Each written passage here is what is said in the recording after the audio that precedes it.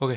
Well मित्रों, पिछले वाले वीडियो में हम लोग बहुत सारे कंटेंट पढ़े थे, जैसे कि मार्जिनल कॉस्टिंग के डेफिनेशन पढ़े थे, मार्जिनल कॉस्टिंग क्या होता है, मार्जिनल कॉस्टिंग के बहुत सारे इंपॉर्टेंट फार्मूलाज पढ़े थे, मार्जिनल कॉस्टिंग के स्टेटमेंट पढ़े थे, मार्जिनल कॉस्टिंग के स्टेटमेंट से कैसे इक्वेशन करते हैं वो पढ़े थे। इस वाले वीडियो में हम लोग इलस्ट्रेशन करेंगे बहुत सारे, और कुछ इलस्ट्रेशन जो अच्छे अच्छे बच जाएंगे बड़े बड़े, उसको अपने नेक्स्ट वीडियो में कवर करेंगे, और बहुत सारे इंपॉर्टेंट क्वेश्चंस भी कवर करेंगे। तो चलते हैं अभी आगे। तो इलस्ट्रेशन करने से पहले पिछले वाले वीडियो में क्या क्या किया था उसको रिवाइज कर लेते हैं अच्छे से। जैसे कि मार्जिनल कॉस्टिंग जो होता है वो एडिशनल कॉस्ट को, एडिशनल यूनिट का जो कॉस्ट रहता है उसको मार्जिनल कॉस्टिंग कहते हैं। ये पूरा वेरिएबल रहता है, इसका कुछ एडवांटेज एंड डिसएडवांटेजेस है। ये है कुछ एडवांटेजेस एंड डिसएडवांटेजेस, वो पिछले वाले वीडियो में मैंने बता दिया था। मार्जिनल कॉस्टिंग ये जो प्राइम कॉस्ट और वेरिएबल ओवरहेड का सम रहता है। मार्जिनल कॉस्टिंग के स्टेटमेंट में sales minus variable cost is equal to contribution, contribution से फिक्स कॉस्ट को हटाएंगे तो प्रॉफिट निकलेगा अपना। वही sales minus variable cost is equal to contribution, and contribution is equal to fix cost plus profit, ये बता दिया है अपने इक्वेशन में। उसके बाद कुछ फार्मूला देखे थे जो बहुत ही ज़्यादा इंपॉर्टेंट है, जैसे कि profit volume ratio, break even point, margin of safety कैसे कहते हैं, डिजायर्ड प्रॉफिट कैसे निकालते हैं, break even point in multiple units कैसे करते हैं, वो सब का देखे थे। जैसे पीवी रेशो में contribution upon sales, break even में fix cost upon PV ratio, margin of safety में profit upon PV ratio, variable cost plus fix cost से भी ब्रेक इवन सेल्स निकल सकता था, and total sales is equal to break even sales plus margin of safety, ये बताया था मैंने। Desired profit fix cost plus profit upon contribution per unit, अगर वैल्यू में निकालना है तो fix cost plus profit upon PV ratio. कुछ अलग सा ये यानी कभी कभार आ जाता है formula, fix cost upon contribution per unit minus profit पर यूनिट। अगर परसेंटेज में नीचे यानी कंट्रीब्यूशन परसेंटेज दिया दिया हो और प्रॉफिट परसेंटेज में दिया हो तो परसेंटेज में अपने लिख सकते हैं। Break even points in multiple units, अपने को एक प्रोडक्ट दिया रहेगा जिसमें बहुत सारे मल्टीपल यूनिट्स यूज होते होंगे, उसका रेशो दे दिया रहेगा, उसका कंट्रीब्यूशन दे दिया रहेगा, उसका यूज करके अपने कॉम्पोजिट कंट्रीब्यूशन पर यूनिट निकालते थे। ये अपने पिछले वाले वीडियो में देखे थे। तो चलते हैं next illustration MNP limited sold तो अभी next 275,000 illustration unit, number 1 2,75,000 unit of its product 37.5, यानी 2,75,000 यूनिट्स बेचे एमएनपी लिमिटेड ने, जिसका प्राइस था 37.5, जिसमें से वेरिएबल कॉस्ट है 17.5 का, उसमें से 14 और 3.5 सेलिंग कॉस्ट और वेरिएबल कॉस्ट जैसा दे दिया है। फिक्स कॉस्ट आर इनकर uniformly through out the year amounting 35 lakh including the depreciation 15 lakh. There is no beginning or ending inventories. Compute करना है break even sales level quantity and cash break even sales quantity. Okay, तो अपने को depreciation दे दिया है, और depreciation याद रखना वो नॉन कैश रहता है। ये अपने को कैश ब्रेक इवन सेल्स पूछा है ना, ये इसमें यूज आएगा। और 35 लाख अपने को क्या दिया है, फिक्स कॉस्ट दे दिया 35 लाख। तो अपने ब्रेक इवन सेल्स कैसे निकालते थे, ब्रेक इवन सेल्स के जो फार्मूला था उसका फार्मूला था फिक्स कॉस्ट अपॉन, ये क्वांटिटी में दे दिया इसलिए क्वांटिटी में क्या आता था, कंट्रीब्यूशन पर यूनिट। अभी कंट्रीब्यूशन पर यूनिट में इसमें कंट्रीब्यूशन कितना है, 37 का एक प्रोडक्ट है जिसमें से 17.5 ये अपना मैन्युफैक्चरिंग कॉस्ट है यानी वेरिएबल कॉस्ट। तो उसमें से 37.5 में से अगर 17.5 निकालें तो कंट्रीब्यूशन अपना बचेगा 20। तो फिक्स कॉस्ट अपने पास 35 lakh and contribution per unit is 20। इसको कैलकुलेशन करेंगे तो अपना break even sales level quantity निकल जाएगा। उसके बाद आएगा अपना cash break even sales level quantity. Cash break even sales quantity में अपने को जो डेप्रिसिएशन है वो फिक्स कॉस्ट में से हटाना है, क्योंकि ना वो नॉन कैश है, अपने को कैश निकालना है। तो 35 लाख का अपना टोटल मिला के फिक्स कॉस्ट है, उसमें से नॉन कैश 15 लाख अपने निकाल देंगे। उसके बाद कॉन्ट्रीब्यूशन पर यूनिट, तो इसमें कितना 20 lakh upon 20 per unit contribution, इसका निकालेंगे तो अपना दोनों break even sales quantity level में निकल जाएगा। तो 1,75,000 and 1 lakh. Number 2, fix cost दे दिया अपने को 1.5 lakh, variable cost 15, selling price 30। तो अपने कॉन्ट्रीब्यूशन निकाल देते हैं, sales is equal to 30, variable cost है 15 का, तो अपने को कॉन्ट्रीब्यूशन कितना मिल जाएगा वीडू, कॉन्ट्रीब्यूशन मिल जाएगा 15। अपने को ब्रेक इवन पॉइंट निकाला, ब्रेक इवन पॉइंट का फिक्स कॉस्ट अपने को डाटा दिया है कंट्रीब्यूशन पर यूनिट में, तो अपना कंट्रीब्यूशन पर यूनिट वाला यूज कर देंगे। उसके बाद sales to earn profit 20,000, sales to earn profit यानी अपना fix cost plus desired profit upon PV ratio, क्योंकि ना सेल्स अर्न प्रॉफिट ज़्यादातर वैल्यू में निकलता है, और इसमें सेल्स टू अर्न प्रॉफिट दे दिया है, यानी वैल्यू में पूछा है सेल्स कितना सेल्स होगा। क्वांटिटी में अगर स्पेसिफाई करता तो अपने पीवी रेशियो की जगह कंट्रीब्यूशन पर यूनिट लेते। ठीक, उसके बाद फिक्स कॉस्ट कितना है 1.5 लाख, कंट्रीब्यूशन पर यूनिट 15, तो 10,000 जैसा यूनिट निकल जाएगा। उसके बाद fix cost 1.5 lakh, desired profit 20,000 and PV ratio 50 आएगा, क्योंकि ना 30 पीवी रेशो निकाल देते हैं ना अपन। कंट्रीब्यूशन कितना था 15 एंड सेल्स कितना था 30, तो 0.5 आएगा, यानी 50%। तो पीवी रेशो अपना 50% निकल जाएगा। तो 50% जब अगर निकल जाएगा तो इसका आउटपुट आएगा 3,40,000। ये सेलिंग ये निकला हुआ है। ये मैं अभी जो किया वो इस मेथड से किया। ये मेथड से भी हो सकता था, पहले आप क्वांटिटी में निकाल दो, जब यूनिट निकल जाएगा उसको सेलिंग प्राइस से मल्टीप्लाई कर देना, तो भी आंसर निकल जाएगा। तो नेक्स्ट इलस्ट्रेशन नंबर 3। ये जो क्वेश्चन है थोड़ा अलग है, तो इसको थोड़ा याद रख देना ही अच्छी बात रहता है, क्योंकि ना बार बार भूलने जैसा रहता है ये, यानी कॉन्सेप्चुअली अपने को ये आगे नहीं बढ़ाएगा, इसको थोड़ा याद रखना ही पड़ेगा। ठीक, अभी चलते हैं नेक्स्ट। एक कंपनी है जब पीवी रेशो 40%, एक पीवी रेशो की कंपनी है जो 40% प्रॉफिट वॉल्यूम रखता है, कंट्रीब्यूशन रेशो रखता है। Compute by what percentage must sales be increase to offset 20% reduction in selling price, यानी 20% डिडक्ट करेंगे अपने सेलिंग प्राइस से, तो 40% को अचीव करने के लिए, क्योंकि ना 20% अगर सेलिंग प्राइस रिड्यूस करेंगे तो अपना पीवी रेशो घटेगा, तो 40% को अचीव करने के लिए अपने को कितना सेलिंग करना पड़ेगा, कितना परसेंट सेलिंग बढ़ाना पड़ेगा, वो पूछ रहा है। ठीक, उसके लिए अपने को 3 चीज़ निकालना पड़ेगा। पहले रिवाइज्ड पीवी रेशो निकालेंगे, उसके बाद रिवाइज सेल्स वैल्यू निकालेंगे, उसके बाद उस सेल्स वैल्यू को कितना क्वांटिटी बेचेंगे तब, यानी रिक्वायर्ड सेल्स क्वांटिटी निकालेंगे। यानी पहले पीवी रेशो निकालेंगे, उसका जो रिवाइज हुआ है, जो नया पीवी रेशो है, उसके बाद सेल्स वैल्यू निकालेंगे, उसके बाद उस सेल्स वैल्यू को अचीव करने के लिए कितना क्वांटिटी बेचना पड़ेगा वो निकालेंगे। ठीक, रिवाइज्ड पीवी रेशो कैसे निकलेगा? पीवी रेशो का फॉर्मूला रहता है कंट्रीब्यूशन अपॉन सेल। तो अभी रिवाइज्ड कंट्रीब्यूशन कितना है, इधर जो सब अमाउंट लिया है वो 1 को मान के लिया है, यानी अगर सेल्स 1 है तो कितना होगा ऐसा, तो 1 में से 20% घट गया, यानी 0.2 घट गया, तो अपने पास बचेगा 0.8। 0.2 अगर घट गया तो अपने पास बचेगा 0.8। तो 0.8 में से ये सेलिंग प्राइस हुआ, सेलिंग प्राइस से वेरिएबल कॉस्ट कितना था, वेरिएबल कॉस्ट था 0.6, क्योंकि ना 40% इधर पीवी रेशो था। 40% अगर पीवी रेशो होगा तो वेरिएबल कॉस्ट कितना होगा, 100 में से 40 जाएगा तो 60%, 60% यानी यहाँ 60 पैसा, तो 0.8 में से 0.6 जाएगा अपॉन सेलिंग प्राइस 0.8। समझ में आया? कंट्रीब्यूशन ये सेलिंग प्राइस है, न्यू वाला जो 20% घटने के बाद ये है वेरिएबल कॉस्ट अपॉन, यानी ये कंट्रीब्यूशन हो गया, सेल्स में से अपना वेरिएबल कॉस्ट हट गया, तो और सेलिंग प्राइस अपना 0.8 है ही, तो रिवाइज्ड पीवी रेशो कितना है 0.25। अभी रिसेट सेल्स वैल्यू निकालने के लिए, रिवाइज्ड सेल्स वैल्यू निकालने के लिए कंट्रीब्यूशन अपॉन पीवी रेशो, जो रिवाइज्ड अभी नया वाला पीवी रेशो है, डिजायर्ड कंट्रीब्यूशन कितना है 40%, और पीवी रेशो जो अभी नया नया निकला उसका क्या है 0.25 अभी अपने निकला, तो 1.6 अपना सेल्स वैल्यू हो जाएगा, रिवाइज सेल्स वैल्यू। जो पहले 1 करते थे, 1 रुपये का सेल करते थे, अभी 1 रुपये 6 पैसे के लिए सेल्स करना पड़ेगा, तो अपने 60% इंक्रीज, अपने इधर भी रह सकते हैं, अपना 60% इंक्रीज हुआ ऐसे बोल के अपने लिख के निकल सकते हैं, मगर सेल्स क्वांटिटी निकालते तो एक एडवांटेज मिल जाता है अपने को कि मार्क्स ना कटे ऐसा। तो रिवाइज रिक्वायर्ड सेल्स क्वांटिटी कैसे करेंगे, desired contribution upon contribution of sale. Desired contribution कितना है 0.4, डिजायर्ड कंट्रीब्यूशन आने अपने को 40% चाहिए ना, अपॉन कंट्रीब्यूशन पर यूनिट, ये कंट्रीब्यूशन पर यूनिट ही निकाला है, इधर कंट्रीब्यूशन पर यूनिट डायरेक्ट नहीं निकाला है, समझा के निकाला है, इसलिए ऐसा इतना कॉम्प्लेक्स लग रहा है, मगर कॉम्प्लेक्स है नहीं इतना।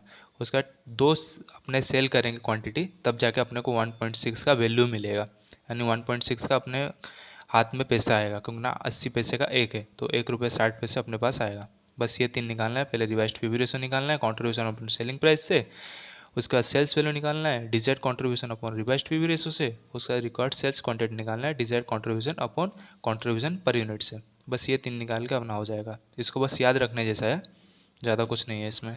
चौथा क्वेश्चन थोड़ा इंपॉर्टेंट है।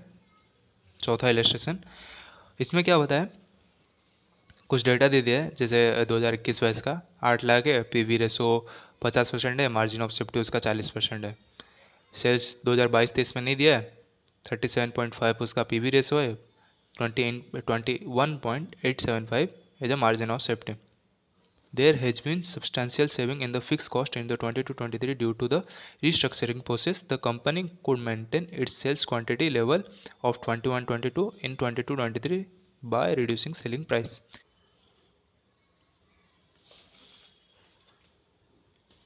तो इसमें अपने को क्या पता चल गया है पैराग्राफ में कि क्वांटिटी जो है वो सेम है जो पिछले वाले ईयर में था, और जो प्राइस है सेलिंग प्राइस वो डाउन हुआ है।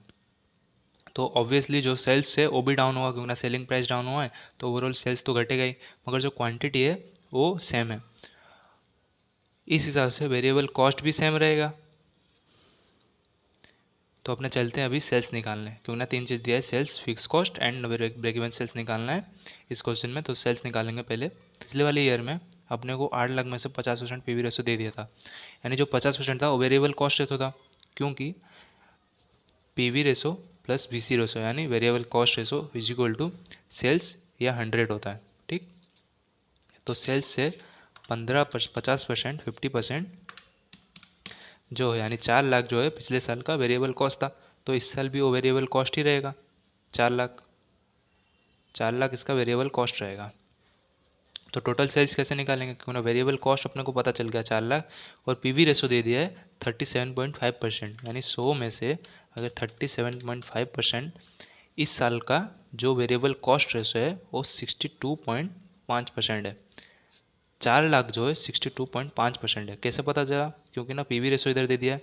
पीवी रेशो को माइनस करेंगे अगर 100 से, अपने को वेरिएबल कॉस्ट रेशो निकल जाएगा। वेरिएबल कॉस्ट रेशो जो 4 लाख है ये अपने को पता है। तो 4 लाख अगर 62.5% है तो टोटल जो है तो वो 6,40,000 हो जाएगा, यानी पिछले साल का सेल 6,40,000 था, यानी इस साल का सेल 6,40,000 था।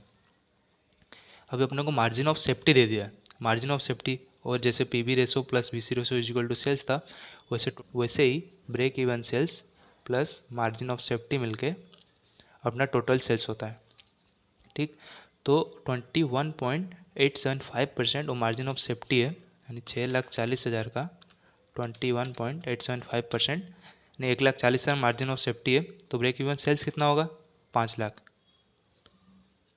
ब्रेक इवन सेल्स 5 लाख, यानी 6,40,000 का 21.875% मार्जिन ऑफ सेफ्टी है, और जो बचा वो ब्रेक इवन सेल्स। तो 5 लाख अपना ब्रेक इवन सेल्स निकल जाता है, और ब्रेक इवन सेल्स निकल गया तो फिक्स कॉस्ट तो निकल ही जाएगा, क्योंकि ना ब्रेक इवन सेल्स का फॉर्मूला क्या होता है, fix cost upon PV ratio. ये फॉर्मूला का यूज करके अपने फिक्स कॉस्ट निकाल सकते हैं, क्योंकि ना पीवी रेशो अपने को पता है इस साल का 37.5%, और 5 लाख तो ब्रेक इवन सेल्स पता ही है 187,500। ये फिक्स कॉस्ट निकल जाएगा। ज़्यादा हो गया।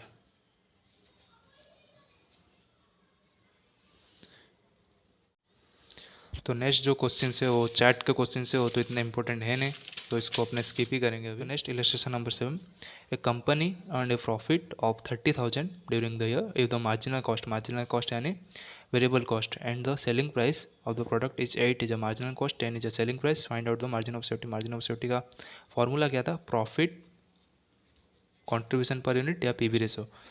ये जो क्वेश्चन है वो पीवी रेशो के हिसाब से किया है, तो अपने पीवी रेशो हिसाब से कर सकते हैं, कॉन्ट्रीब्यूशन पर यूनिट के हिसाब से भी कर ही सकते हैं, दोनों से करते हैं। चलो, प्रॉफिट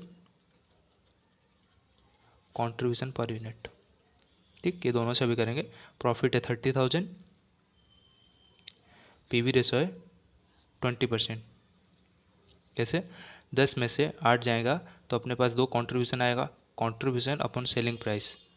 कॉन्ट्रीब्यूशन 2 है, सेलिंग प्राइस 10 है, तो अपने 20% निकल जाएगा। अभी कॉन्ट्रीब्यूशन पर यूनिट कितना है, 2, तो 30,000 अपन 2। ठीक ठीक, तो 30,000 को पीवी रेशो वाला वैल्यू से अगर निकालेंगे, 30,000 को 20% से डिवाइड करेंगे तो 1.5 लाख अपना मार्जिन ऑफ सेफ्टी निकलता है। फिर इससे करेंगे अभी कॉन्ट्रीब्यूशन पर यूनिट वाले से, 30,000 अपॉन 2, 15,000 उन्हें सेलिंग प्राइस 10, वही 1.5 लाख। दोनों में से अपना प्राइस सेम ही निकलता है, मार्जिन ऑफ सेफ्टी 1.5 लाख। बस क्वांटिटी वाले में से अगर क्वांटिटी वाला निकालना है तो सेलिंग प्राइस भी मल्टीप्लाई कर देना, सेलिंग प्राइस इधर 10 है। तो next illustration number 8, illustration number 8 में क्या दिया, limited maintenance margin of safety of 37.5%। Margin of safety दे दिया है तो अपने ब्रेक इवन सेल्स में निकाल देंगे। ब्रेक इवन सेल्स का परसेंटेज 100 में से 37.5% निकाला तो 62.5%। With an overall contribution to sales ratio of 40%। Overall contribution ratio यानी पीवी रेशो को ही कॉन्ट्रीब्यूशन रेशो कहते हैं। तो पीवी रेशो दे दिया है 40%, तो अपने वीसी रेशो यानी वेरिएबल कॉस्ट रेशो निकाल देते हैं। 100 में से 40 या 60%। इट्स फिक्स कॉस्ट 5 लाख, यानी 5 लाख फिक्स कॉस्ट दे दिया। तो अपने को क्या क्या निकालना है, break even sales. Break even sales का क्या फॉर्मूला रहता है, fix cost upon contribution per unit, या कॉन्ट्रीब्यूशन पर यूनिट लिख देते हैं, contribution per unit selling price से मल्टीप्लाई कर देंगे। टोटल सेल्स और निकल जाएगा break even sales plus margin of safety से total variable cost. Total variable cost PV ratio से निकल जाएगा। करंट प्रॉफिट तो उसको variable cost minus fix cost कर देंगे तो अपने को प्रॉफिट मिल जाएगा। और margin of safety increase by 7, यानी मार्जिन ऑफ सेफ्टी क्या होगा, सेल्स वॉल्यूम अगर इंक्रीज करेंगे 7.5%। देखते हैं। तो break even sales fix cost कितना है, 5 लाख का, 5 लाख का फिक्स कॉस्ट है, इधर दिया है 5 लाख का फिक्स कॉस्ट है।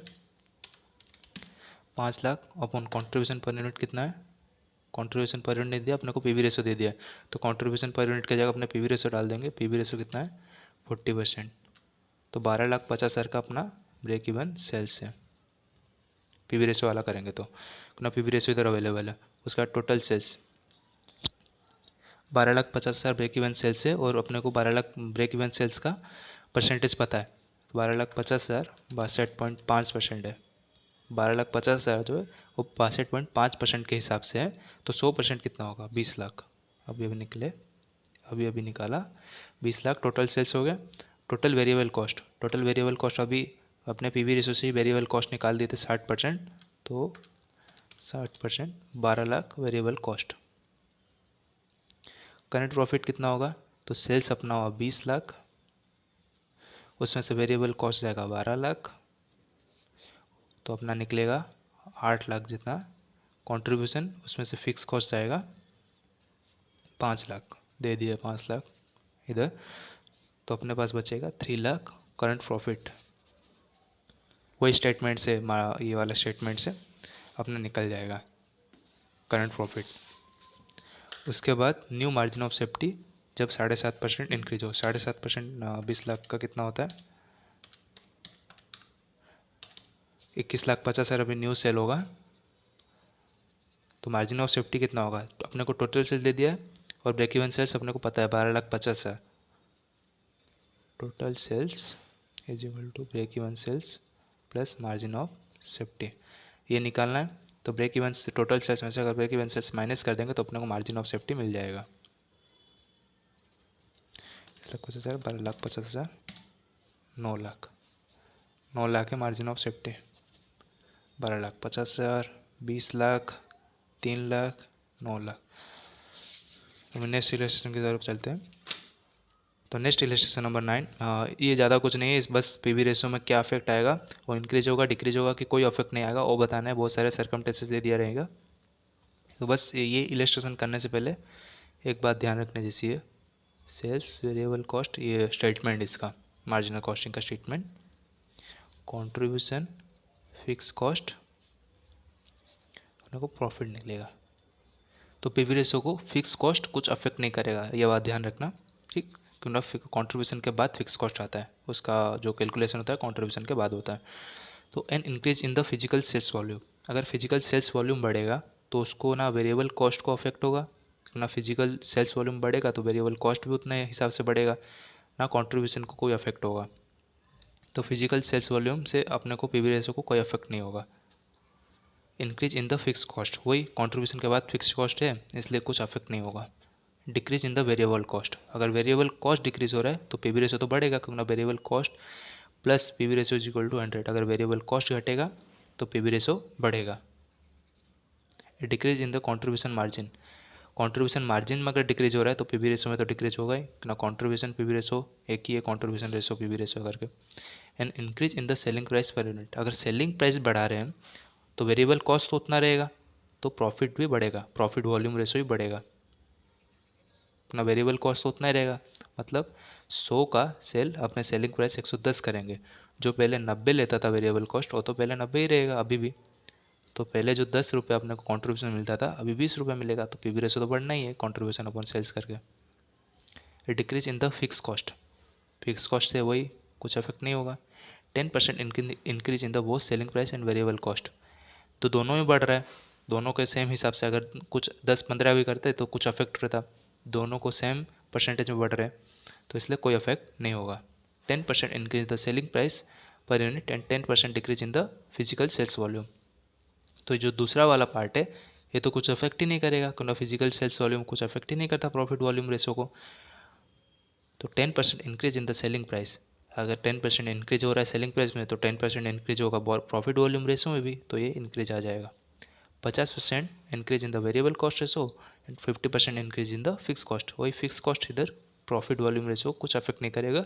जो पहला वाला पार्ट है वेरिएबल कॉस्ट वाला, जो 50% इंक्रीज हो रहा है तो वो पीवी रेशो को डिक्रीज करेगा। And increase in the angle of incidence, angle of incidence क्या रहता है, आगे कॉन्सेप्ट एंगल ऑफ इंसिडेंस में ऐसा कुछ एंगल बनता है, ये अगर ज़्यादा बढ़ेगा तो पीवी रेशो बढ़ेगा, अगर एंगल ऑफ इंसिडेंस ज़्यादा होगा तो पीवी रेशो बढ़ेगा, एंगल ऑफ इंसिडेंस कम होगा तो पीवी रेशो घटेगा। तो इधर इंक्रीज हो रहा है तो पीवी रेशो यहाँ बढ़ेगा। तो बस इलस्ट्रेशन नंबर इतना ही था। इलस्ट्रेशन नंबर 10 की ओर चलते हैं अभी। इलस्ट्रेशन नंबर 10 ये रहा।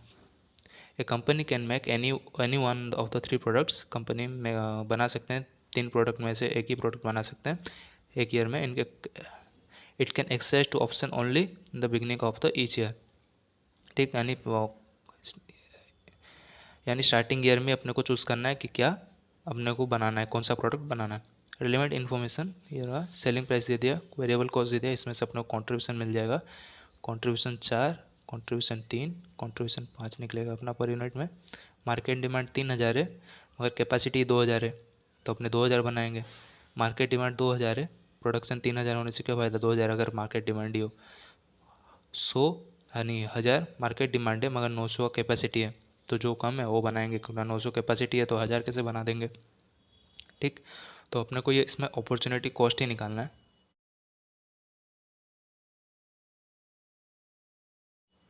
तो 2000 बना रहे, 4 अपना कंट्रीब्यूशन है तो इधर 8000 आ जाएगा, 2000 मल्टीप्लाई 4। इधर 2000 बना रहे और 3 रुपये अपना कंट्रीब्यूशन 6। इधर 900 बना रहे हैं, 5 अपना कंट्रीब्यूशन 4500। इसे अपने को अपॉर्चुनिटी कॉस्ट क्या क्या होगा किस इंसिडेंट से पता चल जाएगा। जैसे अभी एक्स बना रहे हैं तो अपना कंट्रीब्यूशन इन दोनों में से निकलेगा। कंट्रीब्यूशन है अपॉर्चुनिटी कॉस्ट, सॉरी कंट्रीब्यूशन बोल रहा हूँ, अपॉर्चुनिटी कॉस्ट। तो इन दोनों में से ज़्यादा क्या है, 6000। अगर अपना एक्स बनाएंगे प्रोडक्ट तो अपना अपॉर्चुनिटी कॉस्ट 6000 होगा।